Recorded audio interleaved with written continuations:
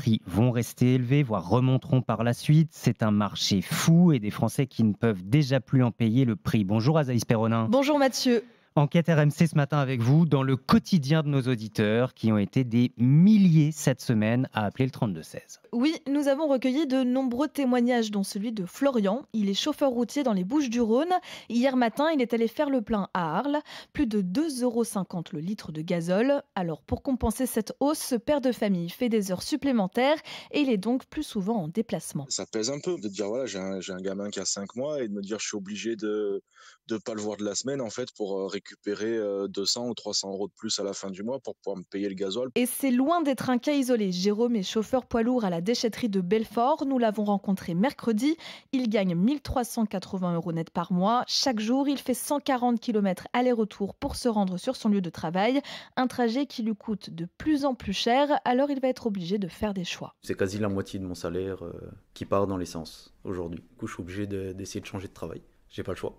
Trouver un travail qui est à côté de chez moi, qui me fera moins de frais kilométriques et puis pas le choix. Je l'ai rappelé hier et depuis mercredi, il a déjà envoyé 3 CV à de nouvelles entreprises. Alors pour Jérôme, la solution c'est de se rapprocher de son lieu de travail, Azaïs, mais parmi les auditeurs qui nous appellent aussi au 3216, et ce matin on l'entend encore, beaucoup nous parlent du covoiturage.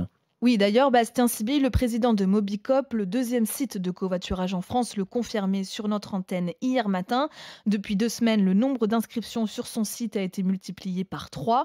Pour l'expliquer, il se livre à un calcul qui peut sembler évident, mais qui n'en est pas moins juste. La meilleure façon de réduire le coût du déplacement, c'est de partager son véhicule. Quand vous faites entrer une personne dans votre véhicule, vous réduisez par 2 le prix du litre de carburant. Et il insiste, c'est pas parce que vous êtes dans une zone isolée que vous ne pouvez pas faire du covoiturage. Il y a ce qu'on appelle des dispositifs de mobilité solidaire, c'est-à-dire des dispositifs dans lesquels le covoitureur, la personne qui conduit, accepte de se dérouter en passant par un point C, parce qu'on sait bien que dans les zones rurales peu denses, il n'y a pas suffisamment d'offres et de demandes pour que vous trouviez exactement chaussures à votre pied. Bon, faut avoir envie de faire du covoiturage, faut pouvoir le faire, faut pouvoir l'organiser. Tout ça, ce sont des vies au quotidien qui sont chamboulées.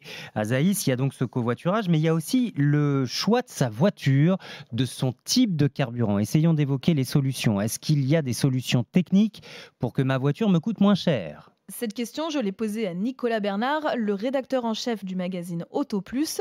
Si vous avez une voiture essence, vous avez plusieurs possibilités. Vous pouvez acheter un boîtier à mettre sur votre véhicule pour utiliser du bioéthanol. L'opération coûte entre 700 et 1100 €. Ça dépend de la complexité de la voiture en fait. Et ensuite, vous avez le droit à un carburant qui est en ce moment à 80 centimes et qui est un peu moins impacté que les autres par la guerre en Ukraine. 80 centimes au lieu de 2 €, ça fait un petit peu rêver en ce moment. Il y a aussi la possibilité d'adapter votre véhicule au GPL, le gaz de pétrole liquéfié. L'installation coûte plus cher, c'est à peu près 2000 €. On va vous mettre un réservoir de GPL en plus du réservoir d'essence. Le petit avantage, c'est que ça vous fait 2 réservoirs. Bien entendu, si vous n'avez pas de station GPL, c'est pas grave, vous mettez de l'essence. Je le précise, ces 2 options, le bioéthanol et le GPL, c'est bien pour les voitures à essence, ça ne marche pas pour le diesel.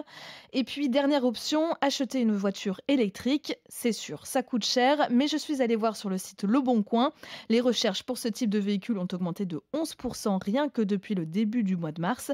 C'est bien la preuve que tout le monde cherche des solutions. C'est clair, merci Azaïs Perronin. Enquête RMC à retrouver sur notre site rmc.fr, en podcast quand vous le voulez sur l'application RMC, toutes les plateformes préférées de podcast. Vos solutions, c'est avec vous aussi dès ce matin là au 3216.